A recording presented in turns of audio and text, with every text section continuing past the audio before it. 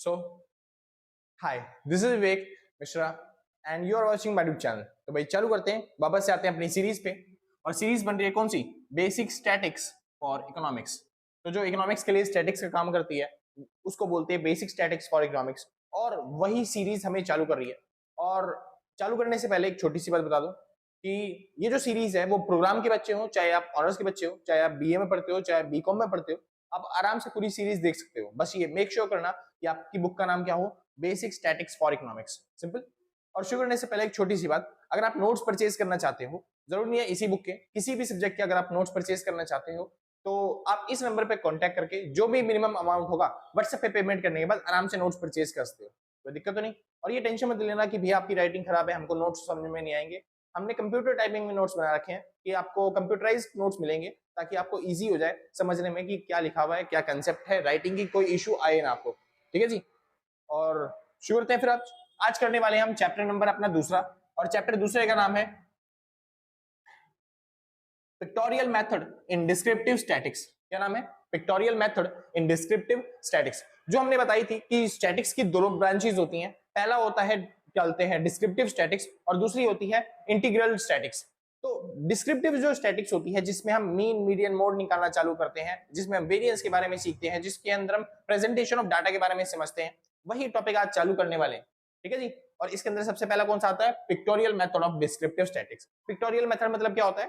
Pictorial method मतलब होता है प्रेजेंटेशन ऑफ डाटा, कि जो डाटा आपने कलेक्ट किया है उसको लोगों तक कैसे प्रेजेंट किया जा सकता है, कैसे लोगों तक दिखाया जा सकता है, उनको समझाया जा सकता है। तो डाटा को प्रेजेंट करने के लिए बेसिकली चार तरीके होते हैं, चार मेथड होते हैं। सबसे पहला जो मेथड आता है उसका नाम आता है स्टीम एंड लीफ प्लॉट। क्या नाम आता है? Steam and leaf plot. इसके अंदर हम जैसे स्टीम होती है, स्टीम मतलब होता है पेड़ का तना। तो जो पेड़ का तना है उसमें और उसकी जो पत्तियां हैं जो उससे निकलती हैं, ब्रांचेस होती हैं, उसके अंदर जो डाटा है उसके पार्ट्स में डिवाइड करते हैं। मतलब क्या कहना चाह रहा हूं मैं, ये जो आपको डाटा दे रखा होगा इसको आपको डिवाइड करना है या फिर प्रेजेंट करना है, दिखाना है स्टीम एंड लीफ प्लॉट के अंदर। अब इसमें कैसे दिखाते हैं और क्वेश्चन कैसे आते हैं उसके बारे में चालू करते हैं। शुक्र है। सबसे पहले मान लो ये वाला क्वेश्चन है जिसमें आपको क्या रखा है, ये आपको डाटा दे दिया और कह रहा है आपको इसको शो करना है, प्रेजेंट करना है स्टीम एंड लीफ प्लॉट में। सिंपल। तो इसको प्रेजेंट कैसे किया जाए? बहुत सिंपल सर। इसको प्रेजेंट करने का इजी वे है, सबसे पहला तरीका है कि आप इसको असेंडिंग या डिसेंडिंग ऑर्डर में लगाओ पहले। तो असेंडिंग और डिसेंडिंग ऑर्डर में मतलब सबसे पहले आएगा असेंडिंग ऑर्डर, जैसे कि छोटे से बड़ा, डिसेंडिंग ऑर्डर मतलब बड़े से छोटा। लगा लेते हैं एक बार। तो जैसे कि 43 है तो हम लिखेंगे 43 सबसे पहले, क्योंकि वो सबसे छोटी वैल्यू है। इससे बड़ी जो वैल्यू है वो दिखाई दे रही है मेरे को 52। इसके बाद जो बड़ी वैल्यू दिखाई दे रही है मेरे को वो है 59। हाँ जी, तो ये हो गया 59। उससे बड़ी वैल्यू मेरे को दिखाई दी 61। तो 61 से बड़ी वैल्यू कोई है? हाँ जी 66, फिर 67। तो ये हो गया 66 और फिर 67। 67 के बाद इससे बड़ी वैल्यू हमारे पास है 71। तो ये आ गया 71। और 71 के बाद 83, नहीं 74 भी है, सॉरी। तो 74 और उसके बाद हमारे पास आता है क्या? 83। 83 के बाद हमारे पास आता है 92। 83 के बाद 92 और कोई वैल्यू बच गई? तो 1 2 3 4 5 6 7 8 9 10, 10 वैल्यू हमारे पास पूरी कंप्लीट हो चुकी है। यहाँ पे भी 1 2 3 4 5 6 7 8 9 10, 10 की 10 वैल्यू है। इतना समझ में आ गया? कोई दिक्कत तो नहीं। अब इसमें करेंगे क्या? इसमें करना क्या है हमें? अब देखिए, इसमें आपको क्या बोलते हैं वेरिएबल्स बनाने हैं। सबसे पहले जो वेरिएबल होगा वो होगा स्टीम का। स्टीम मतलब क्या बोलते हैं, मोटा तना जैसे पेड़ का होता है वैसे एक मोटी ब्रांच, जिसमें हम क्या करते हैं स्टीम के अंदर जितने भी डाटा होते हैं उसमें डेसिमल वैल्यू या फिर 100 की वैल्यू, या फिर सॉरी डेसिमल कह रहा हूं, टेंस की वैल्यू, हंड्रेड्स की वैल्यू या फिर 1000 की वैल्यू लेते हैं। तो यहाँ पे पूरे डाटा के अंदर जो भी टेंस की वैल्यू है, यानी वंस वाली वैल्यू, यानी कि जो यूनिटरी डिजिट होती है वो नहीं लेनी, बस खाली टेंस वैल्यू लेनी है सबकी। तो सबसे छोटी वैल्यू कौन सी दिखाई दे रही है? 4। जैसे 43 में आगे टेंस वाली वैल्यू क्या है? 4। और 50, अब इन दोनों में देखो टेंस वाली वैल्यू क्या है? 5। सिंपल। और अगले में 6, अगले में 7, अगले में 8 और अगले में फिर 9। ये सारी मैंने टेंस वाली वैल्यू ले ली जो भी हो सकती हैं, क्योंकि यहाँ पे 11 नहीं लिखा। अगर 11 लिखा होता तो मैं आगे की टेंस वाली वैल्यू यानी 1 भी लिखता। सिंपल। चलिए आगे चलते हैं। अगला आता है लीव्स। ठीक है जी। अब लीव्स में क्या करना है? लीव्स में जो भी इनकी यूनिटरी डिजिट की वैल्यू है वो वैल्यू लिखनी है। जैसे कि 4 की यूनिटरी डिजिट कौन सी थी? 3, तो वो लिख देंगे हम। ठीक है। उसके बाद 5 की यूनिटरी डिजिट, तो 5 की वैल्यू 2 है, तो इसमें यूनिटरी डिजिट दोनों लिखनी है आपको, 2 और यहाँ पे 9, तो आप लिखोगे 2 और 9। 6 में 1 6 और 7, तो 1 6 7, तो तीनों वैल्यू आएंगी। 7 के साथ आपकी दो वैल्यू आएगी, 1 और 4 है ना ये, हाँ जी 4। उसके बाद 8 के साथ आपकी एक ही वैल्यू आएगी जो कि 3 है, 9 के साथ आपकी एक वैल्यू आएगी जो कि 2 है। सिंपल। तो अगर आप इस तरीके से चलते हैं प्रेजेंट करते हो इस टेबल में ये टेबल फॉर्म करके प्रेजेंट करते हो, तो इसको बोलते हैं आपने जो डाटा है उसको प्रेजेंट किया है कौन सी फॉर्म में, लीफ और स्टेप की फॉर्म में, स्टेम और लीफ की फॉर्म में। सिंपल, आसान था। कई बार आपको स्टेम और लीफ की फॉर्म में आपको डाटा दे देगा और बोलेगा इस डाटा को वापस इस तरीके से प्रेजेंट करो इंडिविजुअल या फिर मतलब कि इंडिविजुअल सीरीज में, या फिर आप कैसे कह देगा आपको असेंडिंग या डिसेंडिंग ऑर्डर में प्रेजेंट करो। तब कैसे प्रेजेंट करोगे, जैसे कि क्वेश्चन नंबर हम 2 करते हैं, बी पार्ट करते हैं इसका। ए पार्ट हो गया, बी पार्ट। अब इसमें देखो आपको डाटा दे रखा है पहले से स्टेम और लीफ की फॉर्म में, और आपको कह रहा है इंडिविजुअल सीरीज में या फिर असेंडिंग ऑर्डर में दिखाओ। तो कैसे दिखाया जाएगा इसको डाटा को, बहुत सिंपल से। स्टेम में देखो सबसे पहले क्या लिखा हुआ है, 0, तो हम लिखेंगे पहले 0।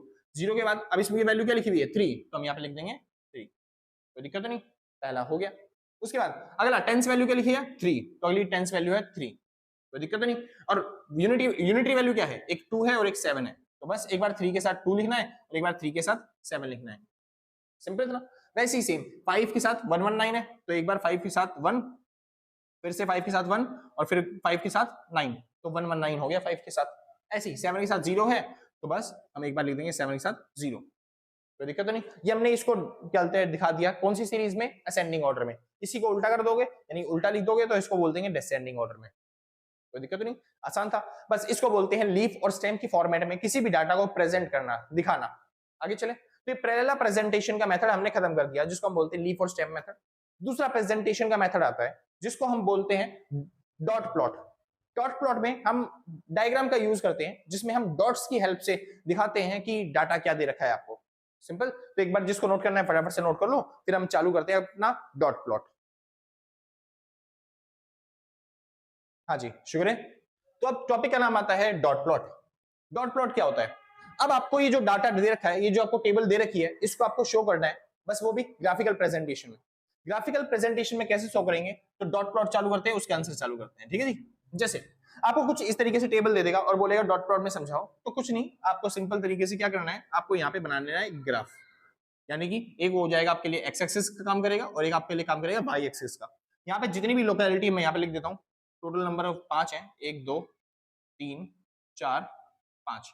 सिंपल था ना। चलिए यहाँ पे मैक्सिमम जो वैल्यू दे रखी है, मेरे को 11 दे रखी है, तो मैं दो का डिफरेंस लेके कर लेता हूँ ताकि इजी वैल्यू पड़ जाए। तो हो गया 2, उसके बाद 4 6 8 10 और ये 12। सिंपल था ना। चलिए शुरू करते हैं और अपने टॉपिक पे आते हैं। अब आपने ये जो बनाया है, अच्छा आप चाहो तो लिख सकते हो भाई, ये छोटी छोटी चीजें नहीं समझानी ना मेरे को। लोकेलिटी और यहाँ पे नंबर ऑफ क्या बोलते हैं वैक्सीनेटेड चिल्ड्रन, तो जितने भी चिल्ड्रन को वैक्सीन लगी है वो आप यहाँ पे साइड में लिख सकते हो, नंबर ऑफ वैक्सीनेटेड चिल्ड्रन। बस कुछ नहीं है, ये डाटा को आपको प्रेजेंट करना है वहां पे डॉट प्लॉट में। कैसे करोगे, कह रहे लोकेलिटी 1 में total number of vaccinated children कितने हैं, 6, तो बस लोकेलिटी 1 में जाओ, total number of vaccinated children कितने हैं, 6, उस पर प्लॉट लगा दो, डॉट लगा दो। सिंपल था, समझ में आ रहा है, बहुत अच्छे। हाँ जी चलिए दिखाई दे रहा है साफ, आवाज भी आ रही है, बढ़िया। तो शुरू करते हैं। तो नंबर 1 में कितने थे, 6, तो हमने नंबर 1 में 6 लगा दिया। बस करना क्या है, आपको हर एक के ऊपर पॉइंट लगाना है। जैसे यहाँ पे आपको 5 दिखाई दे रहा है, उसके ऊपर पॉइंट लगाओ, 4 पे भी, 3 पे भी, 2 पे भी, 1 पे भी, ताकि उनको समझ में आ जाए कि हमने टोटल कितने ले रखे हैं, 6 डॉट्स लगा रखे हैं। आगे चलते हैं। कह रहे हैं लोकेलिटी 2 में कितने लोग रहते हैं, कितने लोग चिल्ड्रन है जो इन्होंने वैक्सीन लगवा ली है, तो बस 1 है। तो बस लोकेलिटी 2 में जाके एक इंसान के ऊपर मतलब 1 के ऊपर डॉट लगा दो कि एक ने वो लगवा ली है वैक्सीन। लोकेलिटी 3 में 3 लोग हैं जिन्होंने वैक्सीन लगा ली, तो लोकेलिटी 3 में ये हो गया 1, ये हो गया 2, ये हो गया 3, तो 3 लोगों ने वैक्सीन लगवा ली है। आगे चलते हैं। लोकेलिटी 4 के अंदर 11 लोग हैं जिन्होंने वैक्सीन लगवा ली है, तो लोकेलिटी 4 के अंदर सीधा 11वें पे जाना है जहां पे 11 दिखाई दे, और हर एक के हिसाब से आपको पॉइंट लगा देना है, डॉट लगा देना है। 6 5 4 3 2 1, इस तरीके से आप पूरे उस पर डॉट लगा दोगे। भाई लाइन थोड़ी सी टेढ़ी होगी तो ध्यान से अपने हिसाब से लगा लेना, जो भी होगा, ठीक है जी, जितने भी होंगे अपने हिसाब से देख लेना। फिलहाल 5 पे लगाने 8, तो 5 पे चले जाएंगे और 8 पे, तो हो गया 1 2 3 4 5 6 7 8, इस तरीके से आप डॉट लगाते चले जाओगे। जो भी 8 है 8 तक आपका कवर हो जाएगा। ये आपका 8 है, ये लाइन नहीं बनानी आपको, ठीक है ना। हाँ जी, तो यहाँ पे क्या होगा, यहाँ पे डॉट से समझ में आ जाएगा, जिसमें जितने ज्यादा डॉट लगे हुए हैं उसकी उतनी ज्यादा फ्रीक्वेंसी है, जिसमें जितने कम डॉट लगे हुए हैं उसमें उतनी कम फ्रीक्वेंसी है। कोई दिक्कत नहीं, इसको बोलते हैं डॉट प्लॉट बस खाली। और कई बार हो सकता है ऐसा कि आपको डॉट प्लॉट ऑलरेडी दे दे और बोले कि आपको इसको प्रेजेंट करना है डाटा को टेबल की फॉर्म में, तो कुछ नहीं करना, बहुत सिंपल है। इस साइड लोकेलिटी आ जाएगी, तो इस साइड लोकेलिटी है, इस साइड है नंबर ऑफ वैक्सीनेटेड चिल्ड्रन, तो यहाँ पे आ जाएगा नंबर ऑफ वैक्सीनेटेड चिल्ड्रन। तो जितने भी नंबर दे रखे होंगे लोकेलिटी के वो यहाँ पे लिख देना, और जितने भी नंबर तक डॉट लगे होंगे वो आप यहाँ पे लिख दोगे, कोई दिक्कत नहीं। मैं मानता हूँ सर आप कॉलेज में आ चुके हो, तो ये बेसिक कंसेप्ट जो होंगे ना वो आपको आते होंगे, तो इसलिए आप आराम से कर सकते हो, बहुत ईजी है, ज्यादा कुछ मुश्किल है नहीं इसके अंदर। समझ में आ गया, बहुत अच्छा। सबसे मेन टॉपिक जो आपके एग्जाम्स में आ सकता है, जो कि आता तो है नहीं लेकिन आने के चांसेस है, जिसको हम बोलते हैं बार चार्ट या फिर बार ग्राफ। अब बार ग्राफ क्या होता है, जिसके अंदर हम ग्राफ तो बनाते हैं लेकिन बार्स की हेल्प से। किसकी हेल्प से? बार्स। अब बार्स कैसे दिखाई देते हैं, वो कुछ इस तरीके से दिखाई देते हैं, ठीक है जी, इनको बोलते हैं बार। तो इसकी हेल्प से जो हम ग्राफ बनाएंगे उसको बोलेंगे हम बार ग्राफ। सिंपल। चलिए, तो जिसको नोट करना है फटाफट से नोट करो, फिर हम आगे चलते हैं बार ग्राफ पे, ठीक है जी। बहुत सिंपल कंसेप्ट है सर, छोटे छोटे कंसेप्ट हैं और आपको जल्दी से समझ में आ भी जाएंगे।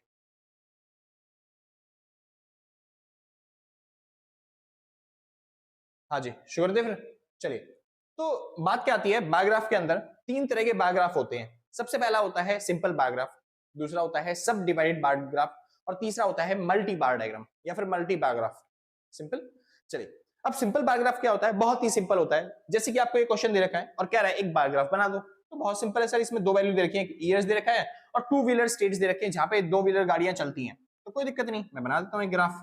तो मैंने नीचे लिखना चालू कर दिया ईयर्स, जैसे कि मेरे को साल दिखाई दिए 2010 से, तो यहाँ पे 0, 2010, 2015 और यहाँ पे 2020, 2020। अच्छा, यहाँ पे जो है मेरे को एक कंसिस्टेंसी दिखाई नहीं दे रही है, तो एक काम करते हैं कि बीच में एक तोड़ देते हैं थोड़ी वैल्यू, 5-5 का डिफरेंस ले लेते हैं ना। चलिए, तो ये हो गया 5000, 5000, ये हो गया 10,000, ये हो गया 15, ये हो गया 20, इधर हो गया 25,000। सिंपल ना, इधर हो गया 25,000, बस ठीक है इतना। आगे चलते हैं, क्या रहा है 2010 में 12,500 बच्चे हैं, मतलब 12,000 टू व्हीलर स्टेट्स हैं, 12,500, तो 12,500 लगभग आएगा इन दोनों के बीच में, तो बस इन दोनों के बीच में जाके एक बार ग्राफ बना दिया। यहाँ पे 2015 में 17,000 है, तो 17 यानी 15,000 से थोड़ा सा ऊपर, तो 2015 में मैंने बना दिया 17,000। सिंपल। 2020 में कितने? 24,000, तो 24,000 क्या होगा, इससे हल्का सा नीचे बस खाली, तो इससे हल्का सा नीचे बनाना है, यानी कि यहाँ पे इतने भी बना देते हैं। सिंपल। तो आप इस तरीके से आराम से बार ग्राफ बना सकते हो। वैसे तो आपके एग्जाम्स में बार चलते हैं, जो ग्राफ पेपर है वो आपको प्रोवाइड नहीं करते जल्दी से, ठीक है, तो आप कोशिश करना कि आप जो लाइनिंग वाली शीट है, जो आपकी हिंदी की शीट होती है, उसी के ऊपर बनाना सीखो कि कैसे डायग्राम बनाए जाते हैं। कोई दिक्कत तो नहीं, आसान था ना, बहुत अच्छा। आगे चलते हैं। अब इसके अलावा और भी बार डायग्राम कैसे होते हैं। अगला बार डायग्राम आता है जिसको हम बोलते हैं stacked bar diagram. Stacked bar diagram मतलब क्या होता है, इसको बोलते हैं हम सब डिवाइडेड बार डायग्राम। सब डिवाइडेड बार डायग्राम भी भैया क्या होता है, समझ में नहीं आया। तो सब डिवाइडेड बार डायग्राम बहुत सिंपल से, जहां पे एक के साथ एक और डायग्राम दिया जाता है बनाने के लिए। जैसे फॉर एग्जांपल के तौर पे मान लेते हैं आपको क्वेश्चन दे रखा है कि एक क्लास है, फर्स्ट, सेकंड, थर्ड, फोर्थ और फिफ्थ, ज्यादा बड़ा नहीं करते हैं, फोर्थ तक रखते हैं। तो नंबर ऑफ बॉयज दे रखे हैं और नंबर ऑफ गर्ल्स दे रखे हैं। नंबर ऑफ बॉयज कितने? 5, यहाँ पे 4, 2, 3, 1, 4, 5, 2। सिंपल। आपको दोनों का डाटा दे दिया, नंबर ऑफ बॉयज और नंबर ऑफ गर्ल्स का डाटा दे दिया, कह रहा है आप बार डायग्राम में इसको दिखाओ। अब यहाँ पे बार डायग्राम में कैसे दिखाया जाए, बहुत सिंपल सर, देखते हैं एक बार। यहाँ पे मैं दिखा देता हूँ नंबर ऑफ क्लास, जैसे कि ये फर्स्ट क्लास, ये सेकंड, यहाँ पे थर्ड आ गई, इधर आ गई फोर्थ और इधर लास्ट फिफ्थ, थोड़ा सा दूर, ठीक है। इधर कर लेते हैं, तो ये गया फर्स्ट, एक बच्चा, दो बच्चे, अच्छा कितने यहाँ पे 5, 4, 9, 9 मैक्सिमम है ना, 9 बनाने हैं, तो दो दो कर देते हैं भाई। ये हो गया 2, 4, 6, 8, 10। सिंपल इतना। अब शुरू करते हैं। देखिए, अगर आपको यहाँ पे बोला जाता है मल्टी बार डायग्राम बनाने के लिए, क्या बनाने के लिए, अच्छा वो तो बाद में करेंगे अगले वाले ग्रुप वाले में, अभी फिलहाल स्टाइल सीखते हैं। सब डिवाइडेड बार डायग्राम क्या होता है, तो सब डिवाइडेड बार डायग्राम बनाने के लिए आपको इसी डाटा को डिवाइड करना पड़ता है दो पार्ट में। उसको करने के लिए सबसे पहले आप निकालोगे टोटल, क्या निकालोगे, टोटल। तो ये देखो टोटल बच्चे कितने हैं फर्स्ट क्लास में, तो फर्स्ट क्लास में 5 बॉयज हैं 4 गर्ल्स हैं, टोटल मिला के हो गए 9 बच्चे। सेकंड क्लास के अंदर 5 बच्चे, अगली क्लास में 5 बच्चे, अगली क्लास में 7 बच्चे। सिंपल। तो अगर देखा जाए तो फर्स्ट क्लास में कितने बच्चे हैं, तो फर्स्ट क्लास में है 9, यानी कि आपने बना दिया फर्स्ट क्लास में टोटल 9 बच्चे हैं, जिसमें से 5 तो बॉयज हैं और 4 गर्ल्स हैं। तो मैं 5 पे एक निशान लगा देता हूँ कि यहाँ पे 5 पे मैंने निशान लगा दिया कि ये जो पार्ट है बॉयज का है और ये पार्ट किसका है, गर्ल्स का। आसान था, बहुत ईजी। दोबारा देखते हैं, नहीं समझ में आया दोबारा समझो। सेकंड क्लास में टोटल कितने बच्चे हैं, 5, तो सेकंड क्लास में टोटल बच्चे हैं 5। अब इसमें निशान लगा दो, बॉयज कितने गर्ल्स कितने हैं, तो बॉयज हैं 2, तो बॉयज 2 पे निशान लगाओ, तो ये बॉयज हैं, बाकी बचे हुए क्या बची, गर्ल्स। आगे चलते हैं, थर्ड क्लास में टोटल बच्चे कितने हैं, फिर से 5, तो 5 पे मैंने निशान लगाया। इसमें बॉयज कितने हैं, केवल 1, और गर्ल्स कितनी है, बाकी जो बच गई वो 4 गर्ल्स हैं। फोर्थ क्लास के अंदर टोटल बच्चे हैं 7, 7 मतलब 8 और 6 के बीच में। बॉयज कितने हैं, 5, तो 5 पे आप निशान लगा दोगे, तो ये हो गया बॉयज और ये होगी गर्ल्स। सिंपल। तो जब आप डायग्राम एक के ऊपर एक बनाते हो तो यहाँ पे क्या होता है, इसको बोलते हैं स्टैक्ड बार डायग्राम या फिर सब डिवाइडेड बार डायग्राम, जहाँ पे जो डायग्राम है वो बार है वो डिवाइड करके बनाए जाते हैं अलग अलग डाटा को दिखाने के लिए। कोई दिक्कत तो नहीं, इजी था, बहुत अच्छे। और इसी तरह के डाटा को क्या बोलते हैं, कई बार ग्रुप बार चार्ट, लेकिन प्रेजेंटेशन थोड़ी सी अलग होती है। तो अब ग्रुप बाई चार्ट को कैसे दिखाएंगे या फिर ग्रुप बार डायग्राम को, मल्टी बार डायग्राम को दिखाते कैसे, शो कैसे करते हैं, डायग्राम कैसे बनाएंगे उसमें। चलिए शुरू करते हैं ग्रुप बार डायग्राम में। जैसे फॉर एग्जांपल ये फर्स्ट क्लास, ये सेकंड, ये थर्ड, यहाँ पे फोर्थ। बच्चों की संख्या 1 2 3 4 5। अब देखिए डायग्राम बनाना है वो भी ग्रुप वाला, ग्रुप बार डायग्राम। फर्स्ट क्लास में कितने बच्चे, अब टोटल की जरूरत नहीं होती है इस बार, बस खाली ग्रुप में बनाते जाओ। फर्स्ट क्लास में कितने बच्चे हैं, 5, मैं दिखा दूंगा कि फर्स्ट क्लास में कितने बच्चे हैं, 5। और फर्स्ट क्लास में गर्ल्स की संख्या कितनी है, 4, तो मैं दिखा दूंगा साइड में कि फर्स्ट क्लास में ही है दोनों, बस ये बॉयज हैं जो कि 5 हैं, ये गर्ल्स हैं जो कि कितनी है, 4। ऐसी सेकंड क्लास में बॉयज और गर्ल्स कितने हैं, 2 और 3, तो सेकंड क्लास के अंदर 2 पे ले जाना है, बॉयज बनाना है, और गर्ल्स के लिए 3 पे, तो ये 3 हो गई हमारे पास बॉयज मतलब गर्ल्स। थर्ड क्लास के अंदर 1 और 4, तो 1 और 4, तो ये हो गया 1 पे बॉयज और 4 पे भाई, क्योंकि मेरे पास यहाँ पे स्केल नहीं है, क्योंकि मेरे पास यहाँ पे वो नहीं है, क्या नहीं है, डिजिटल बोर्ड नहीं है, या फिर मेरे पास कोई सुविधाएं नहीं है, इसलिए हो सकता है कि यहाँ पे जो इनका डिफरेंस है वो अनइवन हो। आपको एग्जाम्स में नहीं करना, इनका डिफरेंस जो है वो इवन ही लेके चलना है, बराबर लेके चलना है डिफरेंस, कभी आप ऊपर नीचे बना दो, ठीक है जी। तो अच्छे तरीके से बना के आना। 5 और 2 बॉयज और 5 और गर्ल्स कितनी है, 2, तो अगली बार में ये 5 बॉयज हैं और गर्ल्स हैं 2, तो ये हो गया बॉयज और ये हो गया गर्ल्स। इतना समझ गया भाई, कुछ टपोरी है भाई तो समझ जाया करो कि इग्नोर मारा करो, बाइक बाहर से नॉइस वॉइस आ रही हो बाइक होगी, ठीक है भाई, पट पट पट पट करके चलाते रहते हो जो, समझ में आ गया भाई। चलिए इतना कोई दिक्कत तो नहीं, आसान था। तो यहाँ पे आपने तीसरा और मोस्ट इंपोर्टेंट टॉपिक सीख लिया जिसको हम बोलते हैं group bar chart. Group bar chart वो भी किसका, बार डायग्राम्स का। तो हमने 3 कंसेप्ट समझ लिए, ये मान लो 75% जो आपका चैप्टर है वो खत्म हो चुका है बस इतना सा समझने पे, और अब बस रह गया छोटा सा पॉइंट, छोटा सा टॉपिक जिसको हम बोलते हैं हिस्टोग्राम। वैसे छोटा नहीं है, बहुत बड़ा कंसेप्ट है ये, मान लो 50% चैप्टर अभी भी रह रहा है हिस्टोग्राम वाला समझाना, क्योंकि बहुत बड़ा कंसेप्ट आता है हिस्टोग्राम का। सिंपल सा। चलिए तो हिस्टोग्राम चालू करने के लिए मेरे को मिटानी पड़ेंगी काफी चीजें, तो एक बार फटाफट से नोट करो जिसको नोट करना है, फिर उसके बाद हम आगे चलते हैं, ठीक है जी। ध्यान से नोट कर लेना भाई फटाफट।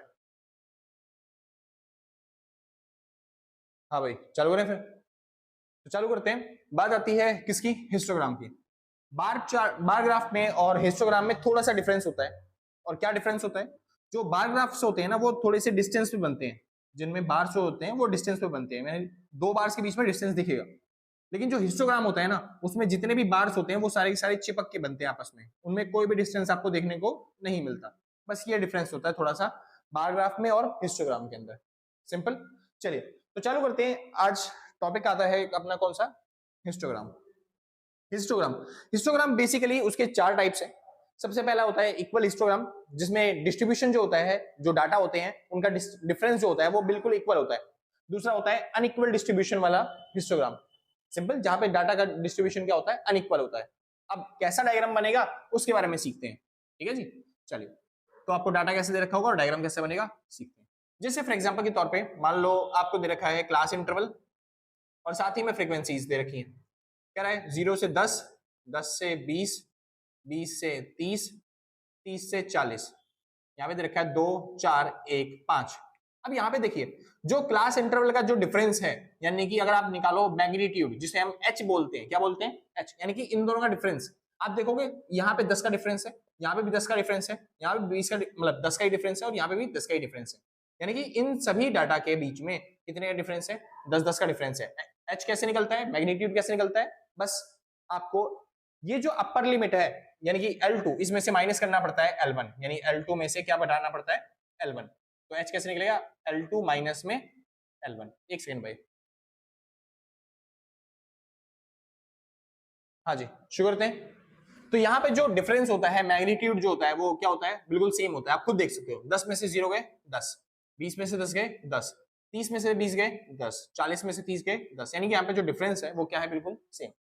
तो ऐसे केस में जब आप देख सकते हो कि यहाँ पे मैग्नीट्यूड यानी जो डिफरेंस है वो सेम है, तो यहाँ पे डाटा डायग्राम कैसे बनेगा, हिस्टोग्राम कैसे बनेगा, बहुत सिंपल, ज्यादा मुश्किल नहीं है। यहाँ पे हम दिखाएंगे क्लास इंटरवल, जैसे कि 0 10 20, ज्यादा दूर हो गया, 30 40 50 इस तरीके से, और यहाँ पे फ्रीक्वेंसी दिखाएंगे, फ्रीक्वेंसी हाईएस्ट 5 है, तो 1 2 3 4 और ये 5। चलिए शुरू करते हैं। कह रहा है 0 से 10 पे 2 बनाने हैं, तो 0 से उठाना है, 2 पे ले जाना है और 10 पे पटक देना है, तो ये बन गया 0 से 10 पे 2। उसके बाद कह रहा है 10 से 20 पे बनाना है 4, तो 10 से 20 पे 4, तो 10 से उठाना है 20 पे पटक देना है और कहाँ तक ले जाना था, 4 तक। चलिए अगला है 1 फिर 5, तो अगले पे 1 और अगला फिर 5, 5 मतलब सबसे ऊपर, तो ये बन गया आपका कौन सा डायग्राम, हिस्टोग्राम। समझ में आ गया भाई इतना, इसको बोलते हैं हिस्टोग्राम, जहां पे डिफरेंस क्या होते हैं, इक्वल होते हैं।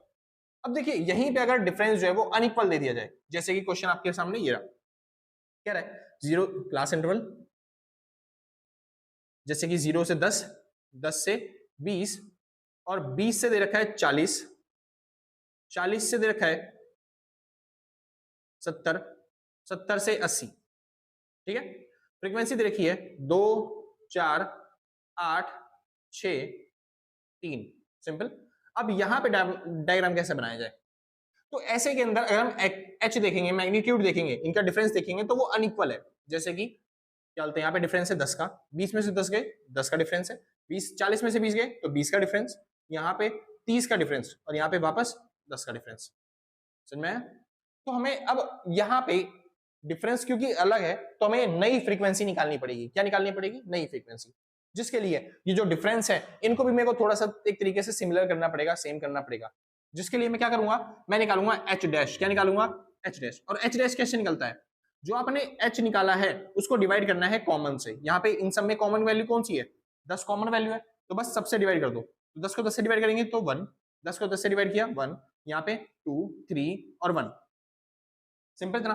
और उसके बाद आप आराम से एफ निकाल सकते हो, वो भी नया वाला एफ डैश यानी कि। और वो कैसे निकलेगा? ये जो आपने एफ देखा है पुराना वाला, इसको डिवाइड करना है बस एच डैश से। ये जो आपने नया निकाला है यानी कि मैग्नीट्यूड, बस उससे डिवाइड कर देना है, सिंपल। चलिए तो कैसे करेंगे? 2 डिवाइड बाई 1 तो कितना हो गया? 2।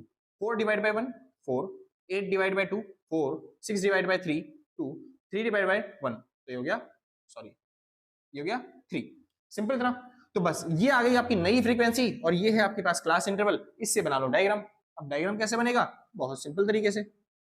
हाँ जी, तो यहाँ पे आ गया 0, फिर 10, फिर 20, फिर 30, फिर 40, फिर 50, 60, 70, 80, 90, इस तरीके से डायग्राम चलता जाएगा। ठीक है, आगे चलते हैं। फ्रीक्वेंसी देखिए आपको मैक्सिमम कहां तक? 4 तक। तो बना देता हूं 1 2 3 4 5। चलिए शुरू है। कह रहा है 0 से 10 में बनानी है 2 वैल्यू वेरिएबल, तो 0 से 10 में बस 2 वेरिएबल का, ठीक है, 2 फ्रीक्वेंसी। 10 से 20 में 4, तो 10 से 20 में 4, तो 10 से उठाना है 4 तक ले जाना है और 20 पे रख देना है, सिंपल। 20 से 40 में होनी चाहिए 4 वैल्यू, 20 से 40 में होनी चाहिए कितनी वैल्यू? 4, तो 40 पे ले जाके रख देना है इसको, सिंपल। आगे चलते हैं। 40 से 70 में होनी चाहिए 2 वेरिएबल, ठीक है, तो 40 से उठाना है 2 पे ले जाना है और कहां पे रखना है इसको? 80 पे ले जाके, सॉरी 70 था ना, 70 70 70, 80 नहीं था 70 था, ठीक है जी।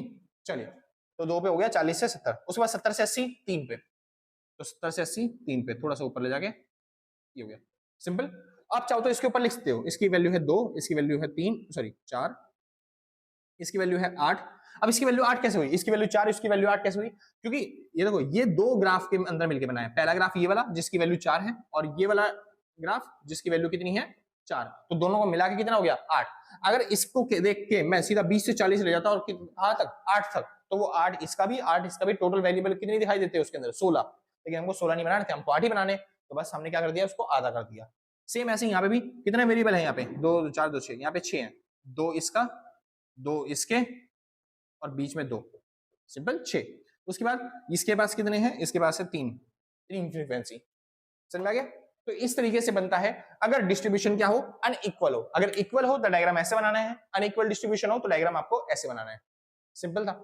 चलिए अब हम आपको समझाएंगे कि नॉर्मल डिस्ट्रीब्यूशन के केसेस में कैसा डायग्राम बनता है और एसिमेट्रिक डिस्ट्रीब्यूशन के बेसिस में कैसा डायग्राम बनता है, ठीक है जी। तो फटाफट से जिसको नोट करना है नोट कर लो भाई, मैं बता रहा हूँ ये वाला जो चैप्टर है बहुत इजी चैप्टर है, बहुत ही सिंपल टॉपिक है जो आप बचपन में सीख चुके हो, इसलिए मैं नहीं चाहता ज्यादा टाइम बना के ज्यादा लेंथी वीडियो करके आपका टाइम वेस्ट करूं, इसलिए आप देखोगे छोटे छोटे कंसेप्ट में जल्दी जल्दी हम कंसेप्ट को खत्म कर रहे हैं, क्योंकि जो मेन क्वेश्चन है जो मेन चैप्टर्स है हमको उसके ऊपर आना है, क्योंकि एग्जाम आपका बहुत जल्दी ही आने वाला है, मुश्किल से आपके पास 10-15 दिन रह गए जिसके लिए आपका एग्जाम जल्दी हो जाएगा, तो थोड़ी जल्दी करनी पड़ेगी वीडियो बनाने के लिए, सिंपल। तो जिसको नोट करना है फटाफट से नोट करो, और वीडियो अच्छी लग रही है तो भाई लाइक शेयर सब्सक्राइब करके पक्का जाना, और आपने अगर पहले से कर रखा है तो सच बता रहा हूँ भाई साहब दिल से कलेजे से गुर्दों से पेड़ों से शरीर के अंगों से थैंक यू आपको, मतलब बालों से भी थैंक यू आपको, ठीक है जी। हाँ जी, और आपने पहले से नहीं कर रखा तो कोई बात नहीं, आराम तक कर दियो, बाद में कोई आफत नहीं आ रही है, हम भी हैं आप भी हैं, मिलते हैं आपके एग्जाम के बाद, है ना भाई। अच्छा आपके एग्जाम के बाद नहीं, फिलहाल अपने अगले टॉपिक पे जिसमें हम क्या सीखेंगे, जिसमें हम सीखेंगे नॉर्मल डिस्ट्रीब्यूशन और एसिमेट्रिक डिस्ट्रीब्यूशन क्या होता है और उनको हिस्टोग्राम की फॉर्म में कैसे दिखा सकते हैं, सिंपल। तो नोट करिए फटाफट। हाँ जी श्योर है, चलिए भाई। तो बात आती है अब नॉर्मल डिस्ट्रीब्यूशन क्या होता है। नॉर्मल डिस्ट्रीब्यूशन, तो जो आप नॉर्मली टेबल देखते हो तो उसको बोलते हैं नॉर्मल डिस्ट्रीब्यूशन, क्यों, क्योंकि वहां पे जो हिस्टोग्राम बनाया जाता है वो किस इस तरीके का बनता है, जो भी हमने किया ये नॉर्मल डिस्ट्रीब्यूशन है, यहाँ पे जो डायग्राम बनाया गया वो इस तरीके का बनता है, सिंपल। ये नॉर्मल डायग्राम है, कभी बढ़ रहा है कभी घट रहा है, कुछ पता नहीं चल रहा है यहाँ पे क्या हो रहा है, सिंपल। तो भैया ये एसिमेट्रिक डिस्ट्रीब्यूशन क्या होता है। नॉर्मल डिस्ट्रीब्यूशन को हम सिमेट्रिक डिस्ट्रीब्यूशन भी कहते हैं, लेकिन अब आता है एसिमेट्रिक डिस्ट्रीब्यूशन, जहां पे एसिमेट्रिक दिखाई देती है, मतलब सारे जो वेरिएबल है, सारे जो डाटा है वो सिमिलर नहीं होते, कहीं पे ज्यादा वैल्यू होती है और कहीं पे कम वैल्यूज होती है। जैसे फॉर एग्जांपल अगर आप देखोगे कुछ इस तरीके का आपको टेबल दिखाई देगी इस टॉपिक के अंदर, क्लास इंटरवल और साथ में फ्रीक्वेंसी, 0 से 10, 10 से 20, 20 से 30 और 30 से 40, सिंपल से रखते हैं छोटा सा। यहाँ पे होगा आपके पास 5 4, उसके बाद यहाँ पे होगा 2 और 1, ठीक है। या फिर आपको डाटा कुछ इस तरीके का दिखाई देगा जहां पे आपको क्लास इंटरवल और फ्रीक्वेंसी दिखेंगी, 0 से 10, 10 से 20, 20 से 30 और 30 से 40। यहाँ पे होगा 1 2 या फिर, और यहाँ पे होगा 5 और यहाँ पे होगा 4। अब इनमें क्या खास बात दिखाई दे रही है, सॉरी 5 4 की 4 और 5, इनमें क्या खास बात दिखाई दे रही है, यहाँ पे जो आपको डाटा दिखाई दे रहा है, जो फ्रीक्वेंसी दिखाई दे रही है वो या तो असेंडिंग ऑर्डर में होगी या फिर जो आपके पास फ्रीक्वेंसी होगी वो डिसेंडिंग में होगी। यहाँ पे जो आपके पास फ्रीक्वेंसी होती है वो या तो असेंडिंग में होती है या फिर डिसेंडिंग में होती है, इसको हम बोलते हैं एसिमेट्रिक डिस्ट्रीब्यूशन। नॉर्मल डिस्ट्रीब्यूशन या फिर सिमेट्रिक डिस्ट्रीब्यूशन क्या होता है, जहां पे फ्रीक्वेंसी का कुछ पता नहीं होता कि वो असेंडिंग में है या फिर डिसेंडिंग में, कैसी भी हो सकती है, लेकिन जब आपको दिखाई दे कि फ्रीक्वेंसी आपको असेंडिंग में या फिर डिसेंडिंग में दे रखी है तो उसको बोलते हैं हम एसिमेट्रिक डिस्ट्रीब्यूशन। कोई दिक्कत तो नहीं, पक्का, बढ़िया। अब ये जो एसिमेट्रिक डिस्ट्रीब्यूशन है ये दो तरीके का होता है, कितने तरीके का होता है, दो तरीके का। सबसे पहला होता है, यहीं पे लिखता हूं, सबसे पहला होता है लेफ्टवर्ड स्क्यूड, लेफ्टवर्ड स्क्यूड, और दूसरा होता है राइटवर्ड स्क्यूड। अब भैया पता कैसे चलेगा कि कौन सा लेफ्टवर्ड स्क्यूड है और कौन सा राइटवर्ड स्क्यूड है, ठीक है जी। और कैसे बनाएंगे लेफ्टवर्ड स्क्यूड और राइटवर्ड स्क्यूड का डायग्राम, हिस्टोग्राम कैसे बनाएंगे, बहुत सिंपल से, टेंशन नहीं लेनी। आपको जो भी डाटा दिखे पहले आप उसका हिस्टोग्राम तो बनाओ, उसके बाद देखेंगे। तो हिस्टोग्राम कैसे बनेगा, एक मैं इधर बना देता हूँ, एक इधर बना देता हूँ, ठीक है जी। चलिए क्या रहे, 0 10 20 30 40, फ्रीक्वेंसी दे रखी है 5 4 2 1, है ना। तो 1 2 3 4 5, तो पहली फ्रीक्वेंसी है 5, उसके बाद 4, उसके बाद 2 और उसके बाद 1। अगला यहाँ पे कर लेते हैं, तो 0, 10, 20, 30 और 40 फ्रीक्वेंसी है। 1, 2, 3, 4 और 5 फ्रीक्वेंसी देखिए। 1, 2, 4, 1, 1, 2, उसके बाद 4, 5 लास्ट में है ना, ठीक है, तो 5। चलिए, तो आप देख रहे हो या तो आपका डिसेंडिंग ऑर्डर में डाटा बने, मतलब कि डायग्राम बनेगा, या फिर आपका असेंडिंग ऑर्डर में जो हिस्टोग्राम है वो बनेगा। तो इसको बोलते हैं लेफ्टवर्ड या फिर राइटवर्ड स्क्यूड, क्योंकि ये एसिमेट्रिक डिस्ट्रीब्यूशन के डाटा है। सिंपल। अब कैसे बोलेंगे इन्हें? तो अगर आपको दिखाई दे रहा है कोई डाटा कोई इस तरीके से जा रहा है, जो कि आगे जाके क्या होने वाला है, पिचकने वाला है, स्क्यूड होने वाला है, छोटा होने वाला है, तो कब होने वाला है ये राइट साइड में क्या हो गया, छोटा हो गया। जो चीज राइट साइड में छोटी होती है उसको बोलते हैं राइट स्क्यूड। क्या बोलते हैं इसे? राइट स्क्यूड, कोई दिक्कत नहीं। या फिर आप कह सकते हो राइटवर्ड स्क्यूड। क्या बोलते हैं इसे? Rightward skewed. और वहीं पे अगर आपको दिखाई दे रहा है कि डाटा कुछ इस तरीके का है, यानी कि छोटा कहां पे है, लेफ्ट साइड पे छोटा है, बाकी तो आगे जाके बढ़ चुका है ना, तो जो लेफ्ट साइड पे छोटा होता है इसको बोलते हैं लेफ्टवर्ड स्क्यूड। क्या बोलते हैं? Leftward skewed. सिंपल, पक्का, बढ़िया। तो ये डाटा होता है राइटवर्ड स्क्यूड और ये डाटा होता है लेफ्टवर्ड स्क्यूड। अगर इस टेबल को बोला जाए तो इनमें से ये वाली जो टेबल है ये है राइटवर्ड स्क्यूड और ये वाली टेबल कौन सी है? Leftward skewed. कोई दिक्कत तो नहीं, आसान था, ठीक। या फिर आप इस तरीके से भी कह सकते हो, जैसे फॉर एग्जांपल अगर आप इनका मीन निकालोगे तो मीन जो है वो कहीं ना कहीं इस जगह पे आएगा। तो डाटा की वैल्यू, जो एक्चुअल में डाटा की वैल्यू है, वो अगर मीन से बड़ी है, कहीं पे भी अगर कोई डाटा मीन से बड़ी वैल्यू पे आ जाए या फिर मोड से बड़ी वैल्यू पे आ जाए तो उसको हम बोलते हैं क्या? Rightward skewed. वहीं पे अगर कोई भी डाटा जो है वो बड़ा हो जाए, किससे? हमारे मोड से या फिर मीडियन से, ठीक है जी, क्या बोलते हैं, कैसे बता रहा हूं मैं, sorry sorry sorry sorry sorry, mean की बात करते हैं यहाँ पे। मान लो इसका मीन जो है वो यहाँ पे है, इनका मीन जो होगा वो कहीं यहाँ पे होगा, ठीक है जी। और मोड जो होता है सबसे हाईएस्ट वैल्यू होती है, तो ये मोड होती है, ये होता है मोड। तो मैं क्या कह रहा हूं, अगर किसी का जो मीन है, मीन छोटा है, किससे? मोड से। यानी किसी वैल्यू का जो मोड है बड़ा हो, मोड बड़ा हो, मोड जैसे यहाँ पे कितना होगा, 40 के आसपास आएगा, मतलब 35 के आसपास आएगा, क्योंकि 30 और 40 के बीच में। और मीन कितना होगा? मीन होगा 20-30 के बीच में। यानी कि अगर किसी वैल्यू का जो मीन है वो छोटा है, किससे? मोड से, तो उसको क्या बोलेंगे? Leftward skewed. वहीं पे अगर किसी वैल्यू का जो मोड है, मोड मतलब क्या होता है? Highest value. हाईएस्ट वैल्यू अगर किसी डाटा की छोटी है, यानी कि 0 और 10 के बीच में आएगी ना, यानी 5 मान लो, और मीन जो होगा वो यहाँ पे आएगा कहीं 10 और 20 के बीच में। तो अगर किसी वैल्यू का जो मीन है वो बड़ा है, यानी मान लो 15, तो किसी वैल्यू की अगर मीन बड़ी है वैल्यू और मोड वैल्यू छोटी है, तो उसको भी क्या बोलते हैं हम? Rightward skewed. तो दिक्कत नहीं। वो कह रहा भैया मीन कैसे निकाला, मोड कैसे निकाला? सर जो हाईएस्ट वैल्यू होती है ना फ्रीक्वेंसी, उसको मोड बोलते हैं, पता है ना आपको? हाईएस्ट वैल्यू को क्या बोलते हैं? मोड बोलते हैं। और जो मीन होता है वो एवरेज होता है हाईएस्ट और लोवेस्ट का। तो लोवेस्ट यहाँ पे है, हाईएस्ट यहाँ पे, तो एवरेज कहाँ पे होगा? यहीं के बीच में कहीं पे होगा। यानी हाईएस्ट वैल्यू से क्या होगी? छोटा होगा मीन।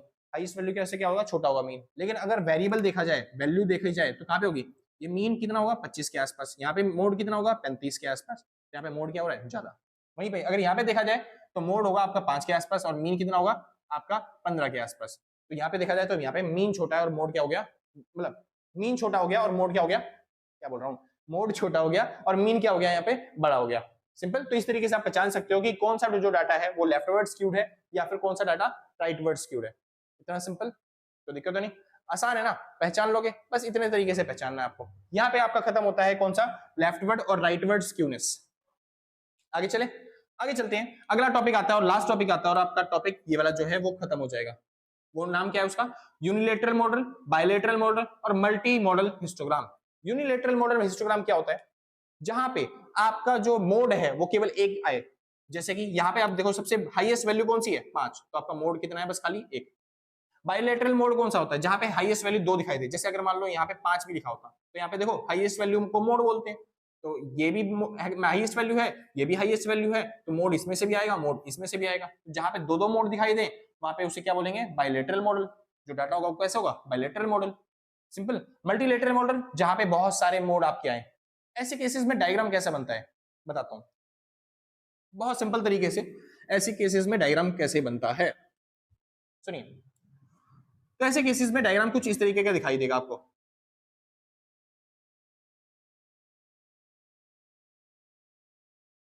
अगर आपको ऐसा डाटा दिखाई दिया तो इसको बोलते हैं, क्योंकि एक ही मोड वैल्यू, एक ही हाईएस्ट वैल्यू है, तो इसको बोलते हैं क्या, यूनिलेटरल मॉडल डायग्राम। ठीक है, लेकिन अगर आपको दोनों ही मैक्सिमम वैल्यू दिखाई दी है तो इसको बोलते हैं बायलेटरल मॉडल डायग्राम। और अगर आपको हिस्टोग्राम कुछ आपको ऐसा दिखाई दे रहा है जहां पे हाईएस्ट वैल्यू जो है वो बहुत ज्यादा बार आ रही है, 3-4 बार आ रही है, तो इसको बोलते हैं मल्टीलेटरल मॉडल डायग्राम। यानी कि यहाँ पे जो मोड होते हैं वो बहुत सारी वैल्यूज पे आते हैं। सिंपल इतना। तो भाई बाहर से शोर होगा उसके लिए माफी चाहता हूँ। यहाँ पे आपका खत्म होता है पूरा पूरा चैप्टर। ठीक है, तो अगर आप वीडियो अच्छी लगी हो तो लाइक से सब्सक्राइब करके पक्का जाना। ऋतिक भाई संभालो कुछ पिल्लो को।